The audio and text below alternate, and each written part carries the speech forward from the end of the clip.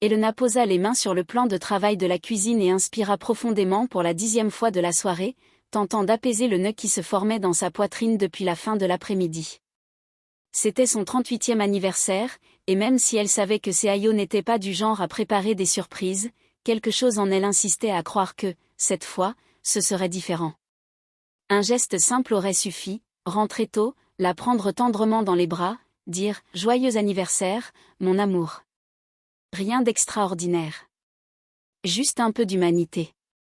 La table était dressée depuis 18 heures, avec des assiettes neuves qu'elle avait réservées pour des occasions spéciales et qui, ironiquement, n'avaient jamais été utilisées pour une véritable occasion spéciale. Les couverts alignés, les serviettes pliées comme elle avait vu dans une vidéo, les verres transparents reflétant la lumière douce de la suspension au-dessus de la table. Au centre, un gâteau au chocolat recouvert de fraises fraîches, brillantes comme de petits rubis sucrés, dégageant un parfum presque enfantin. C'était beau, délicat, absolument symbolique, elle avait dressé cette table comme on dresse un espoir.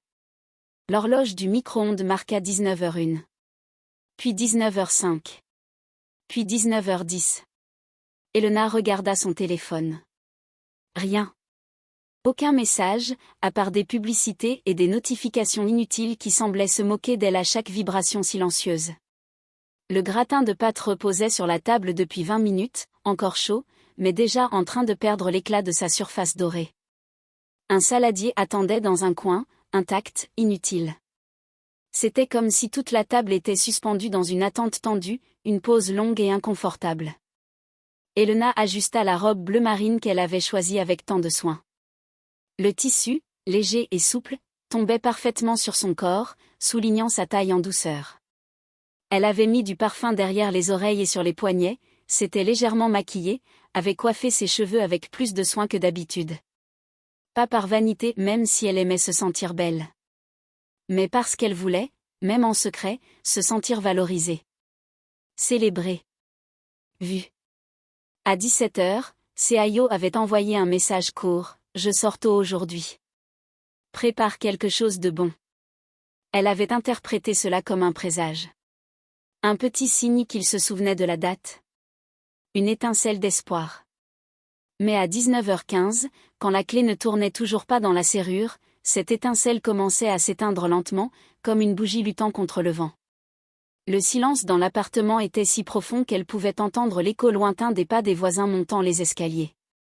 Elle distinguait le bruit d'une voiture se garant dans la rue, quelqu'un riant sur le trottoir, un chien aboyant au loin. Tout dehors semblait plus vivant que sa propre maison. Elena fit glisser ses doigts sur la table une nouvelle fois, comme si vérifier la symétrie des objets pouvait suffire à faire rentrer Seayo. Elle déplaça une assiette, réaligna une fourchette, repositionna un verre. Sans croire que cela ferait une quelconque différence.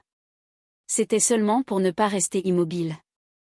Pour ne pas affronter le gâteau silencieux, qui semblait lui demander « Pourquoi continues-tu d'essayer ?» La sonnette ne retentit pas. La porte ne s'ouvrit pas. Le temps avança, lent, cruel. Quand elle entendit enfin la clé tourner dans la serrure à 19h23, le cœur d'Elena fit un bond. Un soulagement soudain, suivi d'une vague d'anxiété qui remonta dans sa poitrine comme si quelque chose se resserrait en elle. Elle se redressa, arrangea ses cheveux, sourit un sourire petit, mais sincère, de quelqu'un qui croit encore au sauvetage de dernière minute. Seayo entra sans la regarder. Son parfum, ce parfum cher qu'il utilisait quand il sortait pour des événements auxquels elle ne participait jamais, arriva avant lui. Mélangé à une légère odeur d'alcool, il révélait qu'il ne venait pas du travail, comme il l'avait affirmé. Le manteau jeté négligemment, la posture impatiente, le regard lointain. Chaque détail disait ce qu'il ne disait pas. « Salut, mon amour » tenta Elena, avec une douceur soigneusement contrôlée. « J'ai préparé. » Mais il traversa le salon sans s'arrêter. Sans la regarder. Sans l'entendre. Sans s'en soucier. Il alla directement dans le couloir, ouvrit le placard et sortit une grande valise, l'une de celles qu'ils utilisaient pour des voyages qu'ils ne faisaient plus. Le bruit du zip déchira l'air comme une lame. Elena fronça les sourcils, confuse. « Seayo » appela-t-elle, s'approchant avec des pas hésitants. « Pourquoi tu prends la valise ?» Il jeta la valise sur le canapé et l'ouvrit sans ménagement. Commence à y entasser des vêtements. Des chemises qu'elle avait repassées plus tôt dans la semaine. Des manteaux qu'elle avait pliés. Des pièces qui portaient la routine des deux, mais qui l'emballaient comme si ce n'étaient que des chiffons sans importance. « Qu'est-ce que tu fais ?» insista Elena, la voix nouée. Alors, il s'arrêta. Se retourna. Et la regarda. Ce regard. Il n'y avait pas d'amour. Pas de remords. Même pas d'irritation. C'était pire, un vide froid, impersonnel, le regard de quelqu'un qui avait déjà tout décidé avant d'entrer.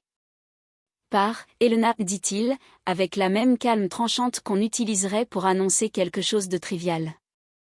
Je n'ai pas besoin de toi. Les mots la frappèrent comme des pierres. Elena cligna des yeux, tentant de comprendre. Son cœur semblait avoir glissé jusque dans son estomac. « Quoi ?» murmura-t-elle, à bout de souffle. « Comment, ça ?»« Je veux que tu partes, répéta Seayo, continuant d'entasser des vêtements dans la valise. « Je suis fatiguée de cette maison, de cette vie, de toi. Je ne veux plus. » Elena sentit le monde se contracter autour d'elle. « Aujourd'hui ?» demanda-t-elle, incrédule, la voix tremblante. « Le jour de mon anniversaire ?» Seayo haussa les épaules, indifférent. « Je n'ai pas choisi la date. Je choisis juste ma paix. » Elena porta une main à sa poitrine, comme pour empêcher son cœur de tomber.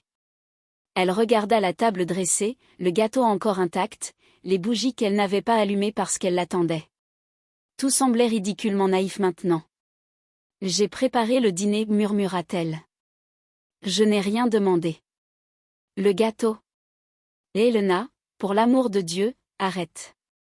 Je ne veux rien de tout ça. » Le gâteau brillait sous la lumière de la suspension, comme une ironie douloureuse. Elle sentit une larme vouloir s'échapper, mais la retint avec force. Pas ici. Pas devant lui. « Tu romps avec moi comme ça ?» demanda-t-elle, dans un souffle. « Je te demande de partir, corrigea Seayo. Sans drame. Sans complication. Drame. Drame. Un mot si petit, si cruel, si parfait pour vider la douleur de l'autre. Elena inspira profondément. Très profondément. Et quelque chose en elle, quelque chose dont elle ignorait encore l'existence, s'éteignit simplement. Très bien, dit-elle, avec un calme qu'elle n'avait pas, je pars. Elle prit son sac. Ses clés. Son téléphone. Ses yeux brûlaient, mais elle ne pleura pas. Elle marcha vers la porte. Chaque pas semblait peser des tonnes. Avant de sortir, elle se retourna et dit. Un jour, tu comprendras ce que tu as perdu aujourd'hui. Seayo ne répondit pas. Ne leva même pas les yeux. La porte se referma derrière elle d'un claquement sec, définitif.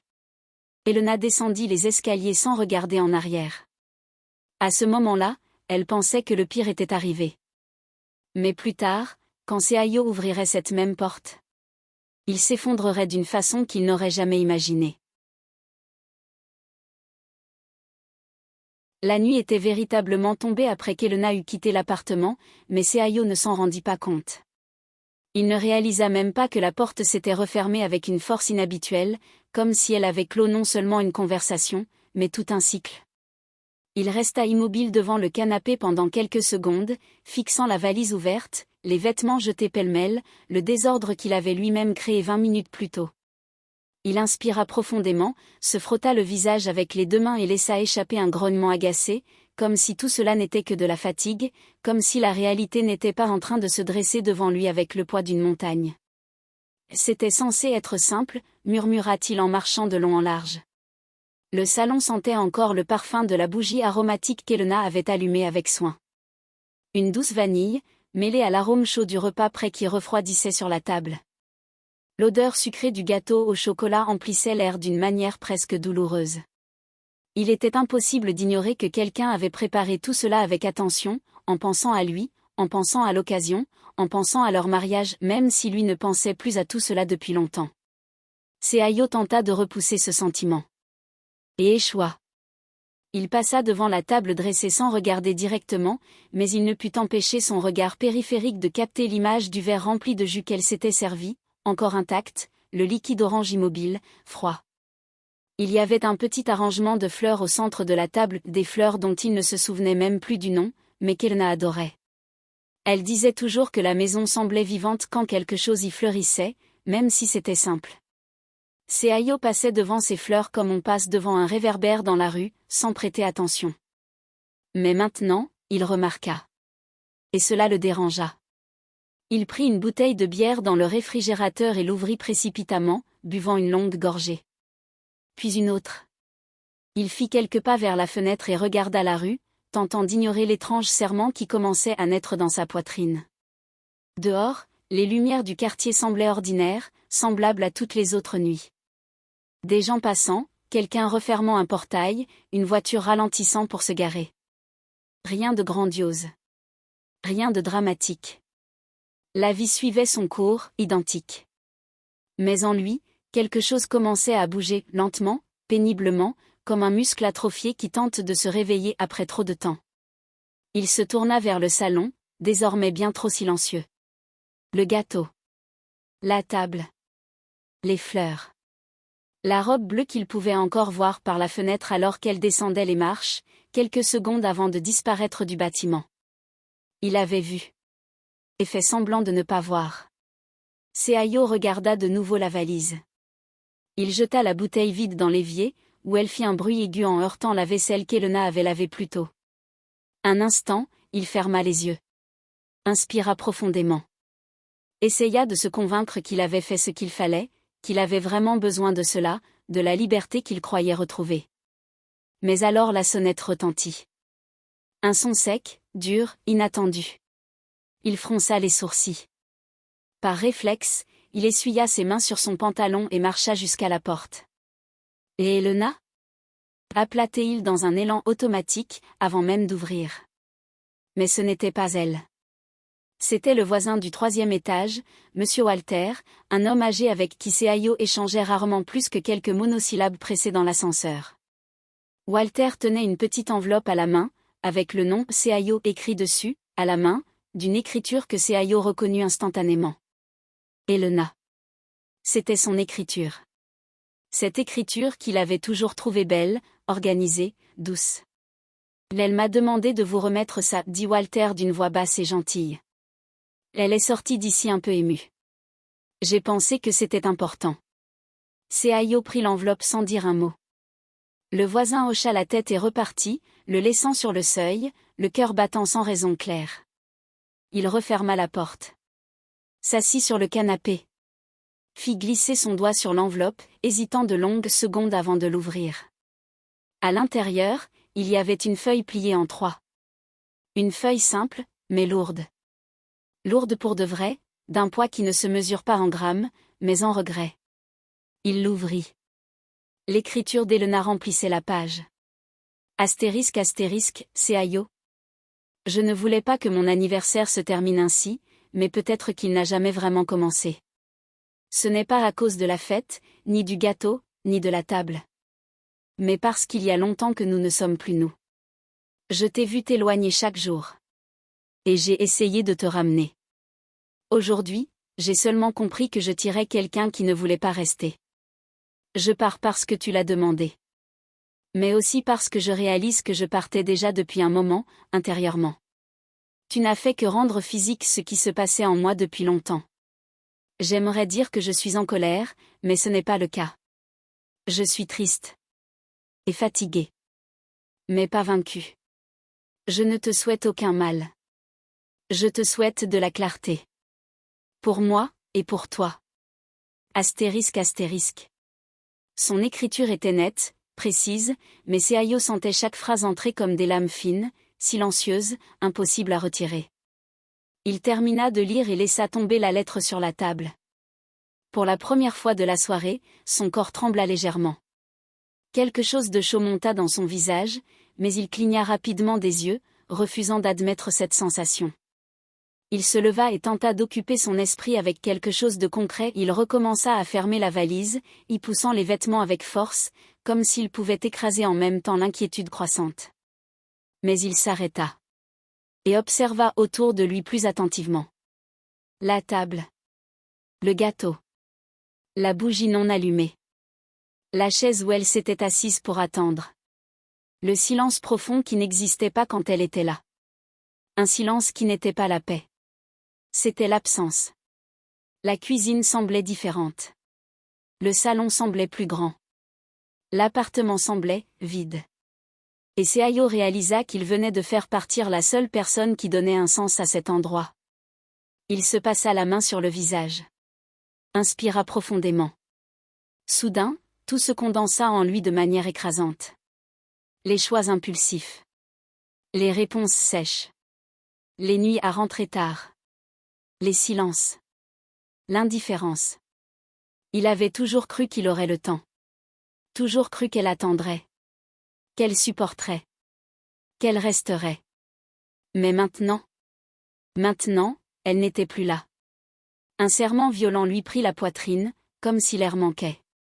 Seayo marcha dans le salon, désorienté, passant les mains dans ses cheveux, regardant partout et nulle part à la fois. Puis il fit quelque chose qu'il n'aurait jamais imaginé faire. Il ouvrit la porte.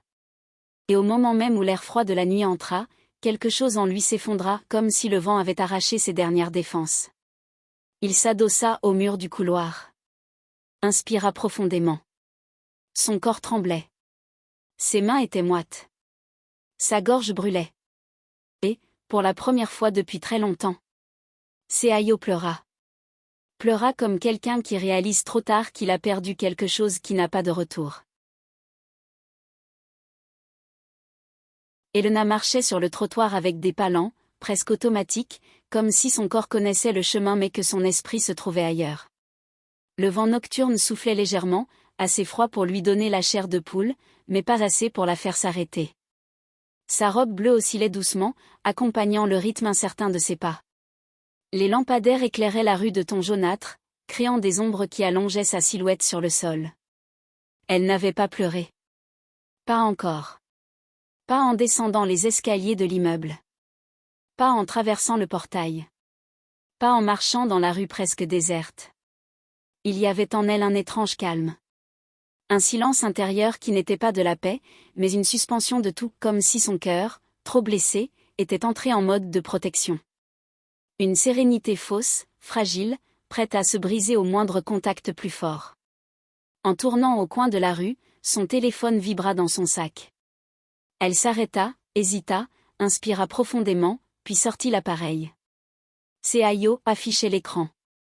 Elena fixa le nom pendant 3 longues secondes, sentant quelque chose bouger dans sa poitrine. Un mélange de douleur et d'habitude. D'amour et d'épuisement. D'occupation et de vide. La vibration continua. Mais elle appuya sur le bouton latéral et fit taire l'appel. Elle ne répondrait pas. Pas dans cet état. Pas cette nuit-là. Pas après avoir entendu, sans hésitation, la phrase la plus cruelle qu'il ait jamais prononcée, « Va-t'en, je n'ai pas besoin de toi ».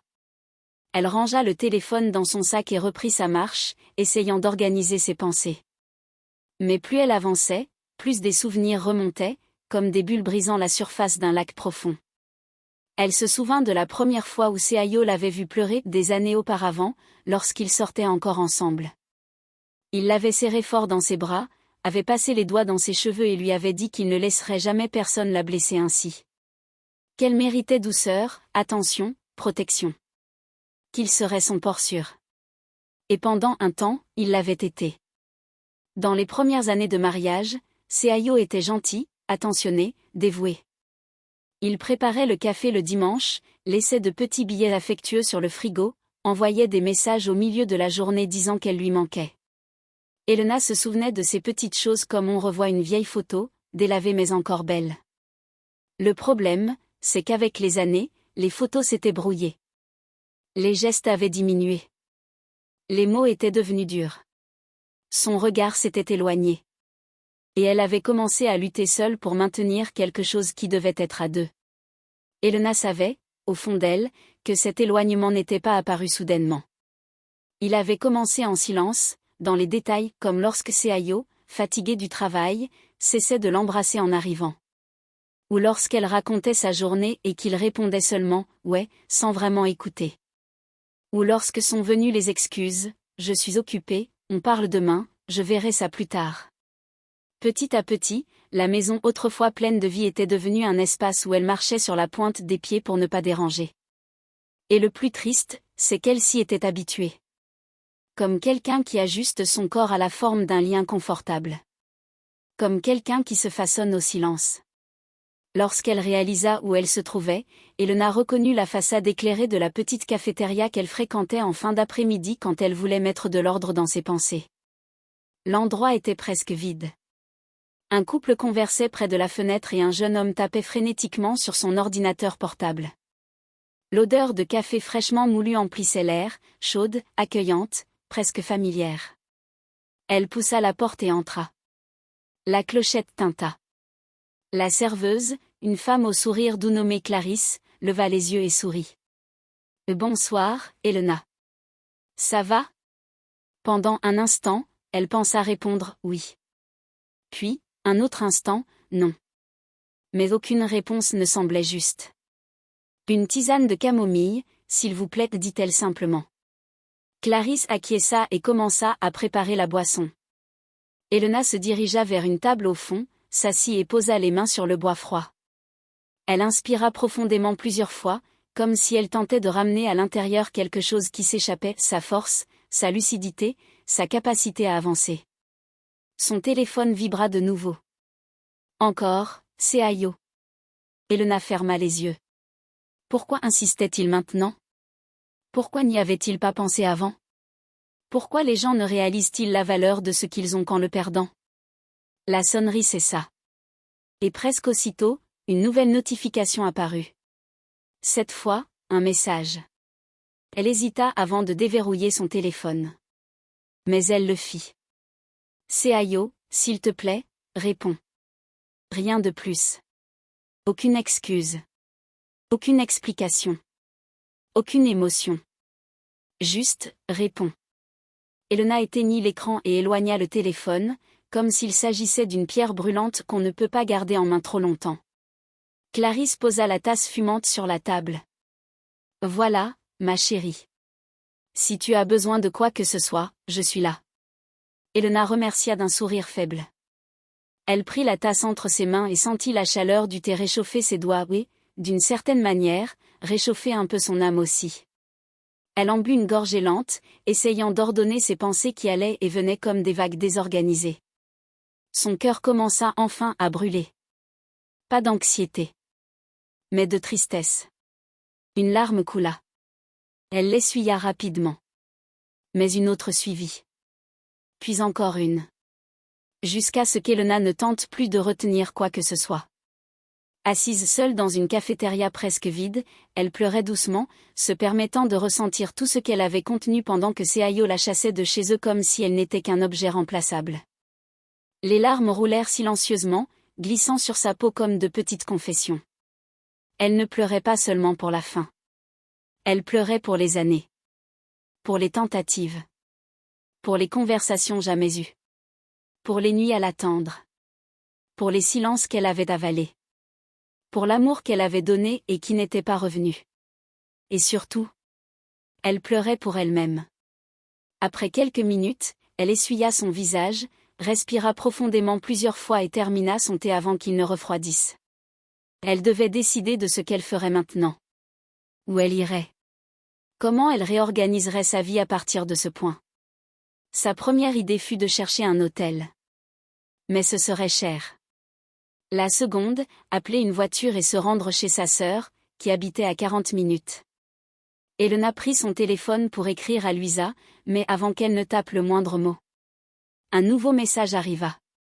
Cette fois, plus long. Elle soupira, ferma les yeux un instant avant de regarder l'écran. C'est Ayo, s'il te plaît, rentre à la maison. On doit parler. Je n'aurais pas dû dire ça. Je veux juste discuter. C'est sérieux.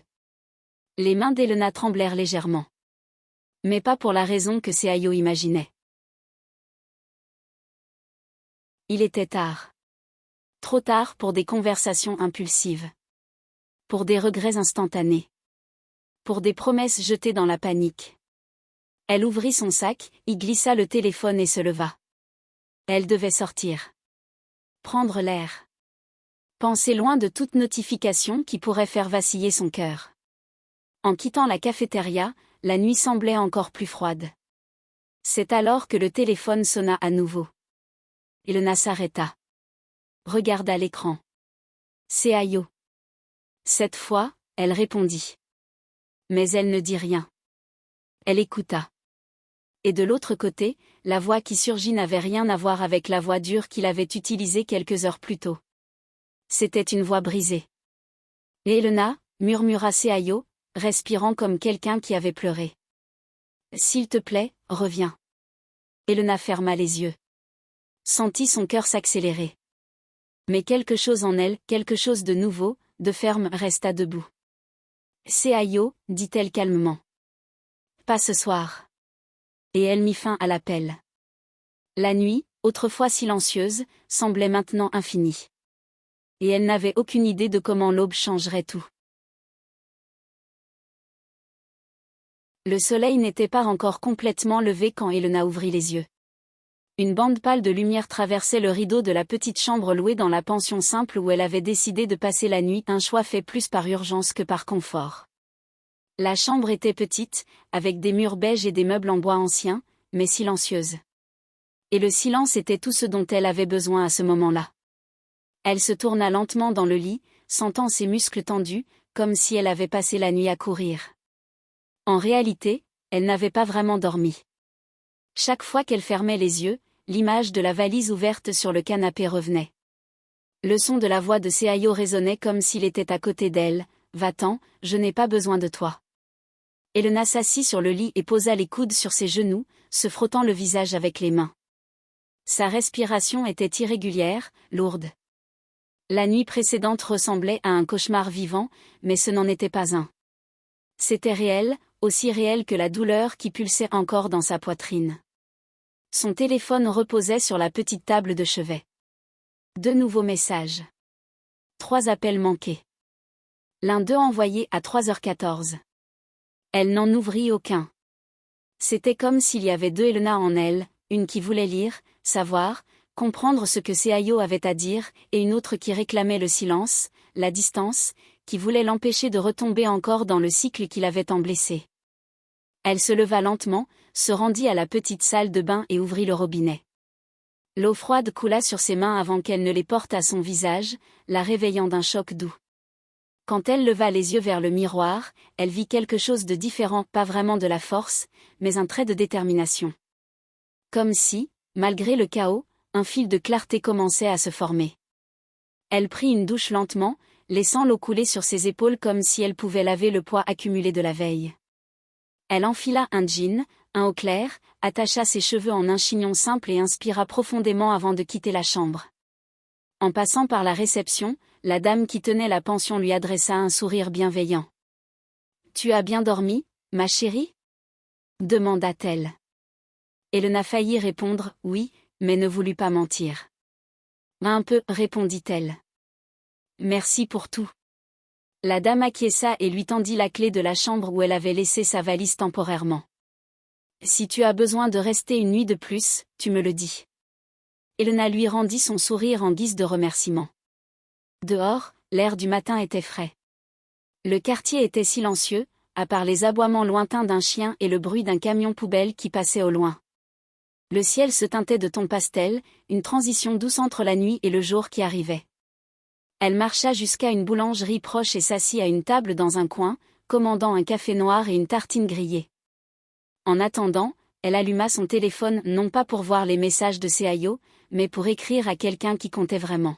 « Elena, Luisa, tu peux parler ?» La réponse arriva en 5 secondes. « Luisa, qu'est-ce qu'il s'est passé ?»« Je suis réveillée. » Elena avala difficilement sa salive. « Elena, je suis partie de la maison. » Silence pendant quelques instants. Puis. « Luisa, je t'appelle. » Avant qu'elle ne réponde, le téléphone sonna. Elle décrocha. « Et Elena ?» La voix de sa sœur était chargée d'inquiétude. Qu'est-ce qui se passe? Où tu es? Elena sentit ses yeux la brûler. Elle inspira profondément et raconta tout. La table dressée. Le gâteau. La valise. La phrase. Le coup de téléphone. La lettre. Louisa se tut quelques secondes après le récit d'Elena. Un silence qui n'était pas un jugement. C'était de la compréhension. Je viens te chercher, dit-elle d'une voix ferme. Envoie-moi l'adresse. Ce n'est pas nécessaire, tenta Elena. Je ne veux pas te déranger. Tu ne me déranges jamais. Envoie-moi l'adresse. Maintenant. Elena sourit pour la première fois depuis la veille, un sourire faible, mais sincère. D'accord. En attendant, elle mangea son pain lentement, prit de petites gorgées de café et observa les gens entrer et sortir de la boulangerie. Des familles, des couples, des gens partant travailler. La vie continuait pour tout le monde et elle essayait de découvrir comment la sienne allait continuer. De l'autre côté de la ville, Seayo se réveilla sur le canapé du salon. Il ne se souvenait pas quand ni comment il s'était endormi. Sa tête lançait. Ses yeux le brûlaient. Et ce qui l'entourait ressemblait à une photo floue. Il lui fallut quelques secondes pour reconnaître son propre appartement. La valise. La lettre. La table dressée. Le gâteau d'Elena. Il passa la main dans ses cheveux, s'assit et inspira profondément. Le salon semblait froid, silencieux, vide d'une manière qu'il n'avait jamais remarquée auparavant. Il y avait un parfum délicat dans l'air, le même qu'Elena avait porté la veille. Et cette odeur, ce petit souvenir suspendu dans la pièce, s'abattit sur lui comme un poids. Il se leva lentement et s'approcha de la table. La chaise d'Elena était reculée. Comme si elle disait, « Voici la place de quelqu'un que tu as chassé. » Les couverts alignés. La bougie non allumée. Le gâteau intact. Il toucha le gâteau du bout des doigts. Il était froid. Un gâteau préparé pour lui. Un dîner préparé pour lui. Une soirée pensée pour célébrer quelque chose. Et lui avait tout gâché. De ses propres mains. Un regret profond, brutal, inattendu le traversa avec force. C'était comme si, seulement maintenant, il comprenait l'ampleur du gouffre qu'il avait creusé. Seulement maintenant, il réalisait ce qu'il avait dit. Comment il l'avait dit. Et le plus terrible, il prenait conscience qu'Elena était partie sans crier, sans se disputer, sans supplier. Elle avait simplement obéi. Parce qu'elle n'avait plus la force de se battre. Seayo sentit quelque chose s'effondrer en lui. Une partie de lui qu'il croyait inébranlable. Il prit son téléphone. Aucune réponse. Aucun signe d'elle. Il se mit à marcher de long en large, nerveux, respirant vite, sentant une sorte de panique grandir dans sa poitrine. « Qu'est-ce que j'ai fait » murmura-t-il, la voix brisée. « Qu'est-ce que j'ai fait » La sonnette retentit. Il courut jusqu'à la porte. Mais lorsqu'il l'ouvrit, ce n'était pas Elena. C'était la voisine de l'appartement d'Alexandra Côté, tenant un petit sac poubelle et le regardant avec une expression mêlée de réprobation et de pitié. « Tu devrais avoir honte, dit-elle, directe, sans détour. J'ai tout entendu hier. Et je l'ai entendu descendre les escaliers en pleurant. C'est comme ça qu'on traite quelqu'un qui t'aime » Seayo avala péniblement. Il ouvrit la bouche pour répondre, mais aucun son n'en sortit. « Si tu veux mon avis, continua-t-elle, ne perds pas ton temps à te justifier. Va chercher ta femme. Et excuse-toi. Vraiment. Pas comme un homme fier. Mais comme un homme qui regrette. » Puis elle tourna les talons, le laissant là, immobile, se sentant plus petit qu'il ne l'avait jamais été. À 9h32, Louisa arriva à la boulangerie. Quand elle vit Elena, elle ouvrit les bras sans rien dire. Elena se leva et se jeta dans les bras de sa sœur, se permettant enfin de laisser la tristesse déborder. Louisa la serra fort. « Tu n'es pas seule. Tu ne l'as jamais été. Tu ne le seras jamais. » Elena inspira profondément contre l'épaule de sa sœur. Et, pour la première fois depuis la veille, elle sentit qu'il y avait peut-être un chemin. Pas simple. Pas rapide. Mais un chemin. De sortie. De guérison. De retrouvailles avec elle-même. Pendant ce temps, Seayo commençait à comprendre que son propre chemin à lui ne faisait peut-être que commencer. Et qu'il serait bien plus difficile qu'il ne l'imaginait. La route jusqu'à la maison de Luisa était tranquille en cette matinée claire. Le soleil commençait à monter, illuminant les rues, réchauffant lentement les surfaces, repoussant la froideur de l'aube. C'était comme si le jour tentait d'apporter une promesse de renouveau, même timide.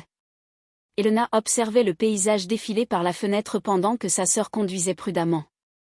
Les arbres, les immeubles, les gens courant précipitamment vers leurs obligations, tout semblait suivre le rythme habituel, mais en elle, rien n'était à sa place.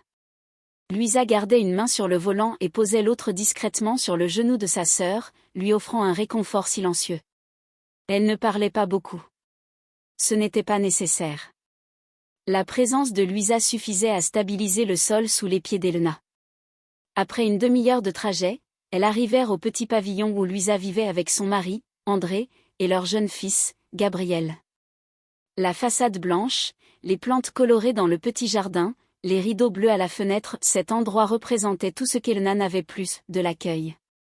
Aussitôt entré, André apparut dans le couloir, encore vêtu d'une chemise froissée, les cheveux ébouriffés. Lorsqu'il vit Elena, il ouvrit les bras avec un sourire empreint de tristesse. « murmura-t-il en la prenant dans ses bras avec douceur. « Tu sais que cette maison est la tienne aussi, d'accord ?» Elena ferma les yeux un instant, se permettant de ressentir cette étreinte solide, sincère, qui ne demandait rien en retour. « Merci, souffla-t-elle. Luisa attrapa la petite valise qu'Elena avait emportée de la pension et la déposa dans la chambre d'amis. La pièce était simple, mais confortable, mur clair, lit moelleux, lampe de chevet en forme de lune que Gabriel avait choisie. C'était un foyer où chaque détail respirait l'amour. Pas la perfection, l'amour. Elena s'assit sur le lit, inspira profondément et relâcha l'air lentement, comme quelqu'un qui cherche à retrouver son propre rythme. « Tu veux manger quelque chose ? Dormir encore un peu ? Parler ? » demanda Luisa en s'asseyant à côté d'elle. « Je ne sais pas, » avoua Elena, fixant le mur. « J'ai l'impression que mon corps est ici, mais que ma tête est restée, là-bas. » Luisa posa la main sur la sienne. « Ça va passer. Pas vite, pas facilement, mais ça va passer. » Elena hocha la tête. Elle savait que c'était vrai, mais savait aussi que ce « ça va passer » n'avait pas de date. Et qu'en attendant, elle devrait apprendre à respirer autrement. Pendant ce temps, dans l'appartement qui avait été le leur, Seayo était complètement réveillé, bien que son corps paraisse engourdi de l'intérieur. Il marchait dans le salon comme s'il ne reconnaissait plus son propre foyer. Il passait les mains dans ses cheveux, respirait rapidement, sentait sa poitrine se resserrer par vagues, comme une marée. Il relut la lettre. Puis une deuxième fois. À la troisième, les mots semblaient crier. « Je pars parce que tu l'as demandé. » Cette phrase le frappa de plein fouet. Pas parce qu'il ne le savait pas déjà, mais parce que, maintenant qu'elle était partie, il réalisait qu'il n'avait jamais voulu aller aussi loin. Il n'avait jamais voulu la fin. Il avait seulement voulu fuir sa propre frustration, son propre vide, ses attentes silencieuses envers lui-même. Et il déversa tout sur elle. Comme il le faisait toujours. Comme il avait toujours cru pouvoir le faire. Il prit son téléphone. Il appela. Ça sonna. Rien. Il rappela. Rien. Il envoya un message. Elena avait-elle vu ? Non. Il commençait à ressentir quelque chose qu'il refusait de nommer, de la peur. Une peur réelle. Une peur qui glissait entre ses doigts, descendait dans son ventre et remontait jusqu'à sa gorge. Là elle reviendra, murmura-t-il en marchant de long en large. Là elle a juste besoin de temps. Elle a toujours besoin de temps. Mais sa voix tremblait à ses propres oreilles. Il enfouit le visage dans ses mains, s'assit par terre et ramena ses genoux contre sa poitrine. Il ne s'était jamais senti aussi petit. Ce n'était pas juste du regret. C'était comprendre que, pendant des années, il avait pensé qu'Elena serait toujours là, quoi qu'il fasse. Qu'elle supporterait. Qu'elle tiendrait. Mais elle n'avait pas tenu. Et il n'avait jamais réalisé combien il la perdait jusqu'à la perdre vraiment. L'appartement lui semblait trop grand sans elle. Trop froid. Et silencieux d'une manière qui n'apportait aucune paix. Chez Louisa, Elena préparait du café lorsqu'elle entendit la porte de la chambre s'ouvrir doucement. Gabriel, 5 ans, cheveux en bataille, apparut en se frottant les yeux, encore engourdi de sommeil. Lorsqu'il la vit, il sourit et courut pour enlacer ses jambes. « Tata Lena !» s'exclama-t-il d'une voix douce. Elena s'accroupit pour l'embrasser, sentant la chaleur simple et innocente de cette étreinte enfantine. C'était impressionnant comme un enfant pouvait reconnecter des parties de nous que nous avions oubliées. « Bonjour, mon amour » dit-elle en embrassant le haut de sa tête. Gabriel la regarda avec curiosité. « T'es triste ?» demanda-t-il. Elena sourit avec douceur, tristement. « Un petit peu. Mais ça va passer. Si tu veux, je te donne mon dinosaure vert. Il chasse les monstres. » Elle rit un rire véritable cette fois et posa un baiser sur son front. Ce serait génial. Louisa observait la scène depuis la porte, les bras croisés, un sourire tendre sur le visage. Elena aperçut ce sourire et sentit une vague de soulagement. Là, elle n'avait pas besoin de faire semblant. Pas besoin de jouer à être forte. Elle pouvait simplement être humaine. « Tu sais déjà ce que tu vas faire aujourd'hui ?» demanda Louisa après que Gabriel fut parti jouer. Elena resta silencieuse quelques secondes. « Je ne sais pas, » répondit-elle honnêtement. « Je sais juste que, je ne peux pas retourner là-bas. »« Pas maintenant » compléta Louisa. « Pas maintenant » répéta Elena. « Peut-être jamais. » Seayo, de l'autre côté de la ville, trouva enfin le courage de faire ce qu'il avait évité toute la nuit, appeler André. Il savait qu'Elena était proche de sa sœur. Il savait qu'il était probable qu'elle soit là-bas. Et il savait qu'il ne réussirait pas à lui parler sans aide. « Allô ?» répondit André, d'un ton ferme.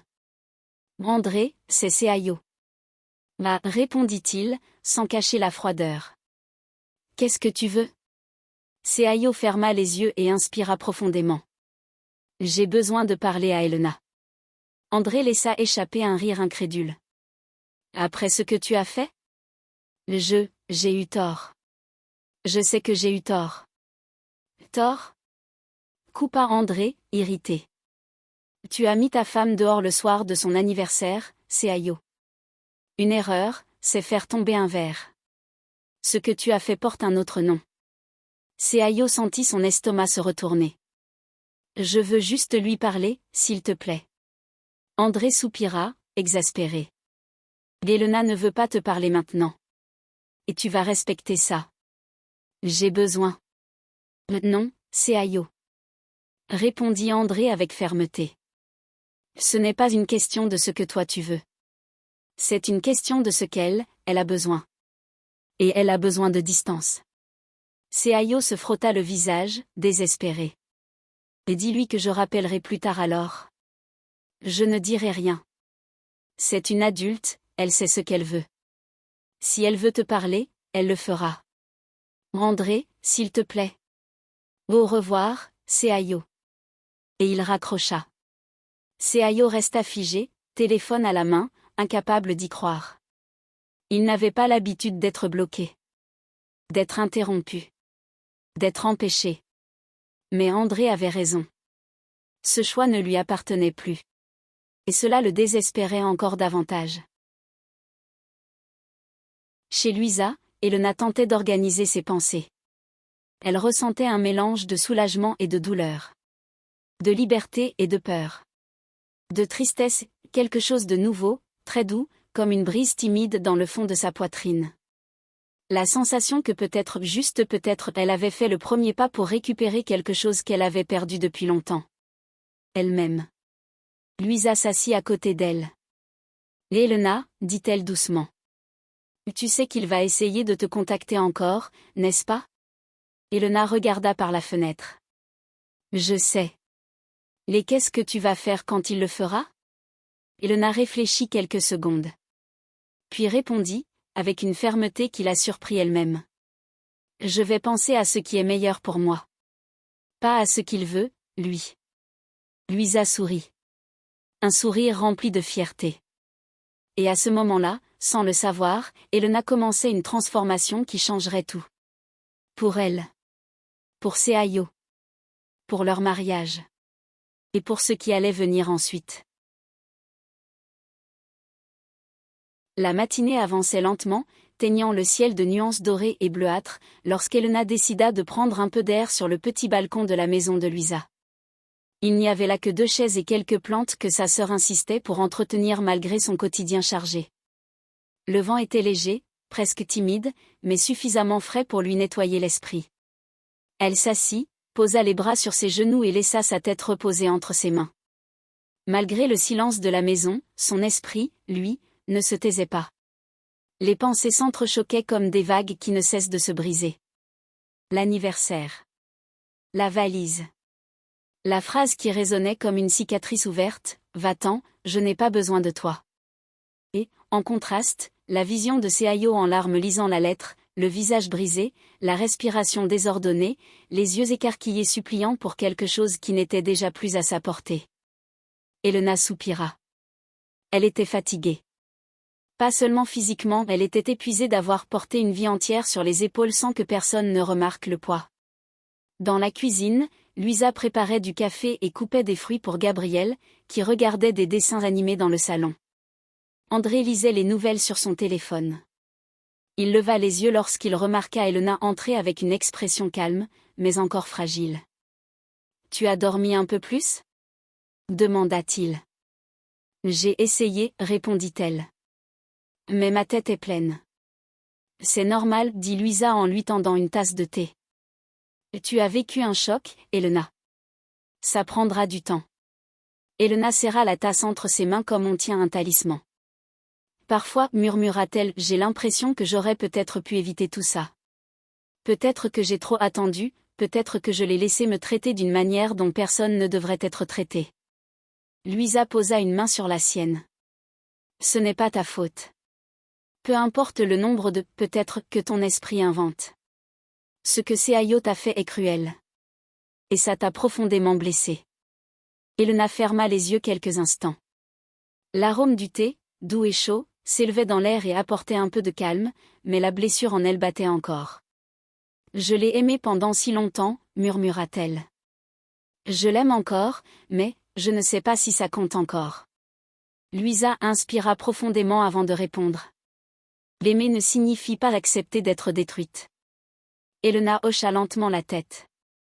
Elle savait que c'était vrai, mais transformer cette compréhension en force restait un long chemin. Pendant ce temps, Seayo se tenait devant la porte de leur chambre, désormais vide de la moitié de leurs affaires, vide de parfum, vide de rire. Le lit était fait, mais pas comme Elena aimait. Le couvre-lit semblait étrange, tiré à la hâte. Son oreiller n'était plus là. La table de nuit, autrefois remplie de ses livres, n'était plus qu'une surface froide et silencieuse. Il s'assit au bord du lit et se frotta le visage. Il sentit sa respiration trembler. Il n'avait pas pleuré depuis l'aube, mais les émotions revenaient par vagues, instables, imprévisibles. Il regarda son téléphone. Aucun message d'Elena. Il ouvrit l'historique des appels. Sa tentative de contact dans la nuit. Sans réponse. Il décida d'envoyer un autre message, même s'il savait qu'elle ne le lirait peut-être pas. « Elena, s'il te plaît, parle-moi. J'ai besoin de t'expliquer. J'ai besoin de te regarder dans les yeux et de te demander pardon comme il faut. Dis-moi où tu es. » Il effaça. Réécrivit. Effaça de nouveau. Que pouvait-il dire? Qu'il regrettait? Qu'il ne voulait pas qu'elle parte? Qu'il n'avait jamais imaginé qu'elle obéirait à ses mots impulsifs? Tout semblait fragile, mensonger, trop petit pour réparer l'ampleur du mal qu'il avait fait. Dans le silence suffocant de la chambre, Seayo retira son alliance et la contempla. Cet objet, si petit, pesait soudain des tonnes. Il ferma les yeux et murmura. « Qu'est-ce que j'ai fait, mon Dieu, qu'est-ce que j'ai fait ?» Dans la maison de Louisa, Elena tentait de mettre ses pensées en ordre lorsque son téléphone vibra sur la table. Elle regarda, hésita, puis retourna l'écran sans voir le nom. Elle n'était pas prête. Pas encore. Louisa, qui observait en silence, demanda. Tu veux que je regarde qui c'est? Non, répondit Elena. Si c'est important, la personne rappellera. Mais elle savait qui c'était. Le poids de cette vibration était différent. Inconfondible. Les heures passèrent. Elena aida Gabriel avec une petite tâche dans le jardin, arrosant les plantes pendant que le garçon expliquait joyeusement la différence entre les fleurs et les fleurs qu'il considérait comme des monstres. Elle rit, et pendant quelques instants, elle réussit à oublier tout le reste. Mais, comme toujours, la réalité trouva un moyen de la rattraper. Louisa apparut à la porte du jardin, son téléphone à la main, l'air préoccupé. Et Elena, c'est Seayo. Elena resta immobile. Pendant quelques secondes, elle ne respira même pas. Il a appelé? Demanda-t-elle. Non, il est dehors. Elena sentit son corps entier se figer. Ici? Maintenant? Oui. Dans sa voiture. Il n'est pas descendu. Je pense qu'il essaie de trouver du courage. Elena inspira profondément. Son cœur battait dans son cou, ses tempes, ses mains. Je ne veux pas le voir, chuchota-t-elle. Et tu ne le verras pas, répondit Louisa, ferme. Sauf si tu en as envie. Mais tu n'as aucune obligation. Elena hocha la tête, tremblante. Je vais rentrer. Elle retourna au salon et s'assit sur le canapé, serrant un coussin contre elle. Elle entendit la porte d'entrée s'ouvrir et André sortir. Des voix étouffées lui parvinrent.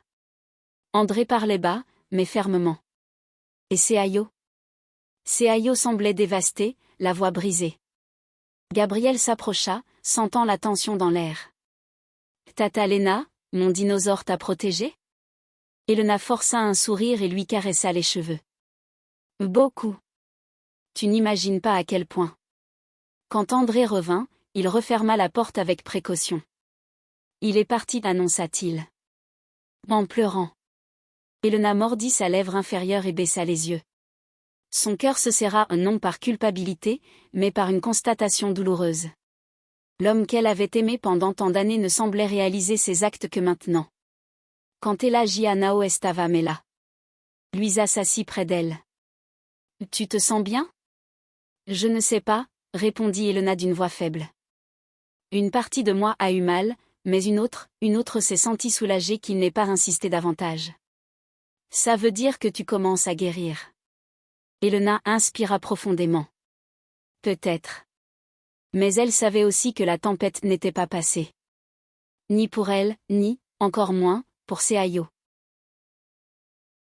Sur le chemin du retour, Seayo conduisait sans direction, le visage trempé, les mains tremblantes, la vision brouillée.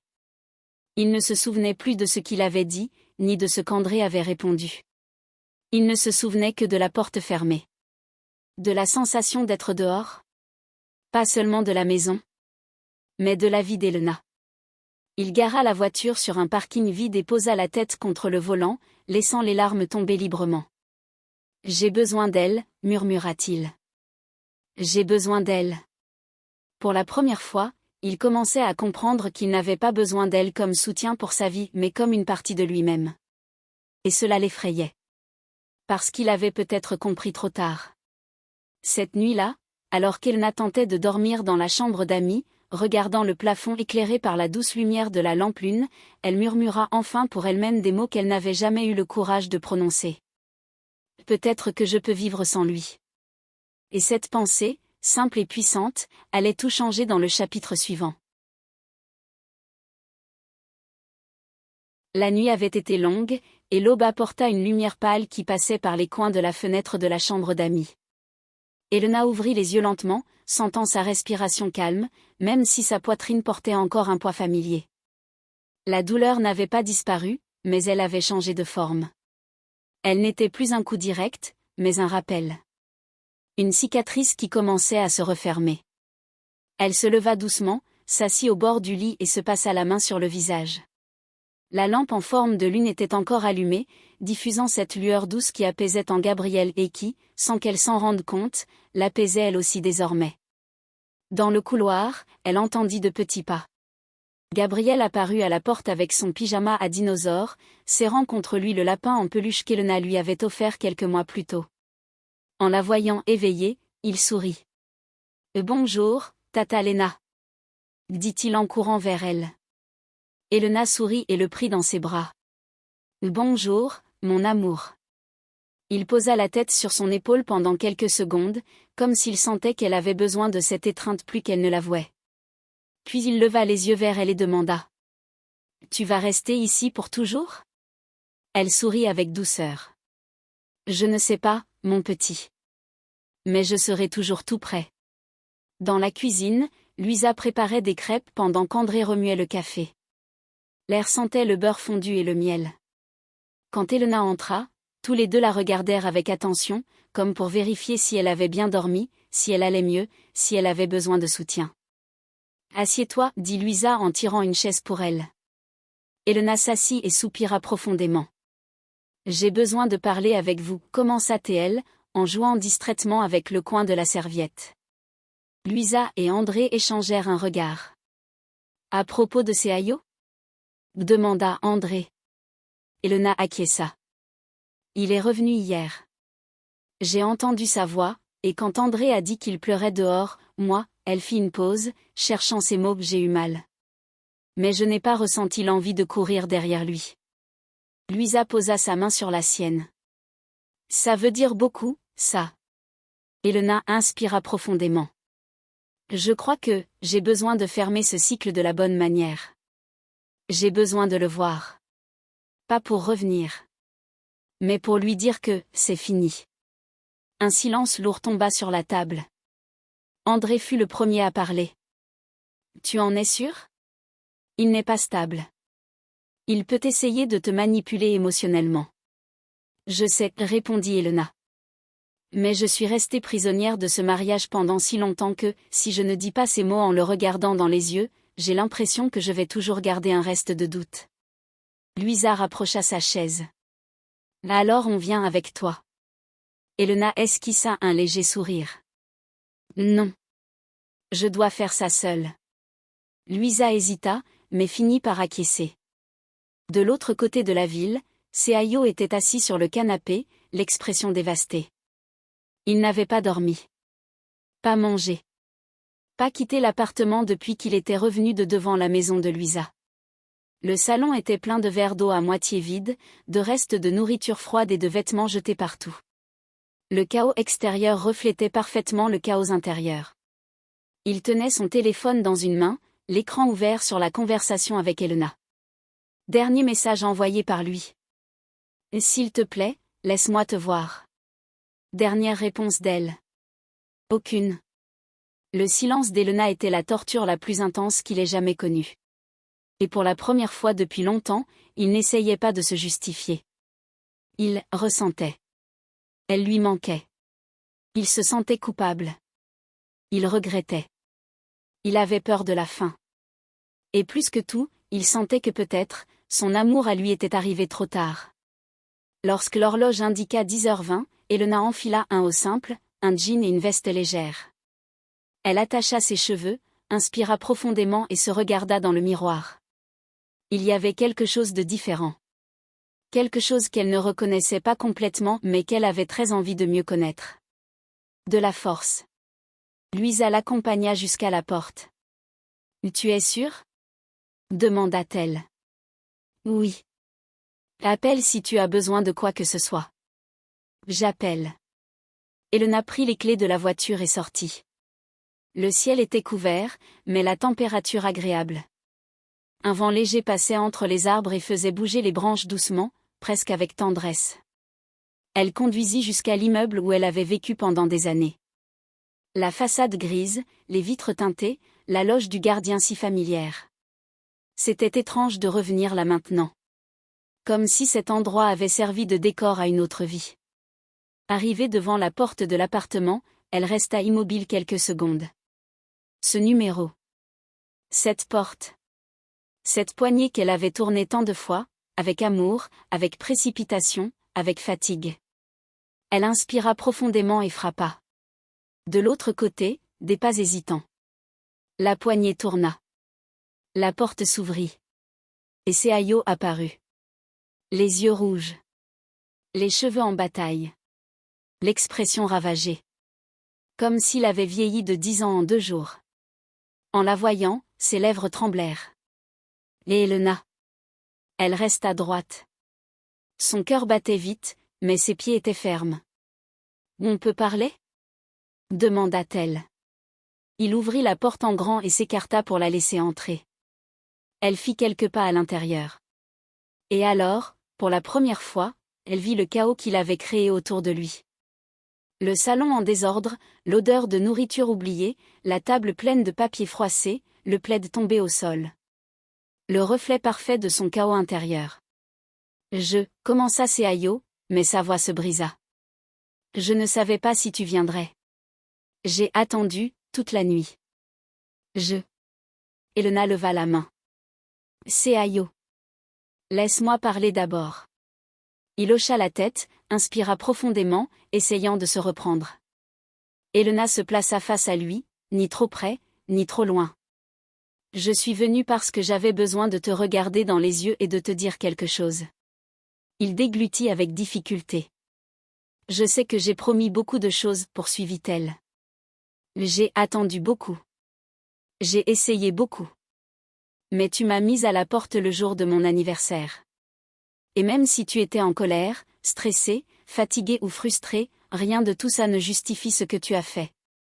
Seayo soutint son regard quelques secondes avant de le fuir, consumé par la culpabilité. Je sais, murmura-t-il. Je sais que j'ai été horrible. Je sais que je t'ai fait souffrir. Je ne me reconnais pas. Ce n'est pas la première fois que ça arrive, répondit Elena avec fermeté. La différence, c'est que cette fois, je suis partie. Il se passa les mains sur le visage, laissant les larmes couler. Je ne veux pas te perdre, balbutia-t-il. Je t'aime. Je t'ai toujours aimé. L'aimer ne suffit pas, coupa-t-elle, la voix calme mais ferme. Pas quand ça fait mal. Pas quand ça détruit. Pas quand ça étouffe. Les mots étaient des lames. Mais des lames nécessaires. La vérité coupe toujours avant de guérir. J'ai besoin de liberté, Seayo, continua-t-elle, et j'ai besoin de paix. J'ai besoin de me revoir. De m'entendre. De prendre soin de moi. Je peux changer, implora-t-il. Je vais changer. Je vais faire une thérapie. Je ferai tout ce qu'il faut. Elena sentit enfin les larmes lui monter aux yeux, mais elle garda un ton maîtrisé. Peut-être que tu vas changer. Et j'espère vraiment que tu le feras. Pour toi. Pas pour moi. Pas pour nous. Pour toi.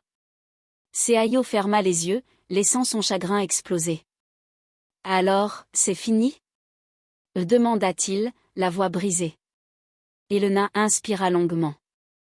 C'est fini. Les mots restèrent suspendus entre eux comme un coup, mais aussi comme une libération. Seayo s'effondra à genoux, comme si ses jambes ne pouvaient plus supporter le poids de la perte.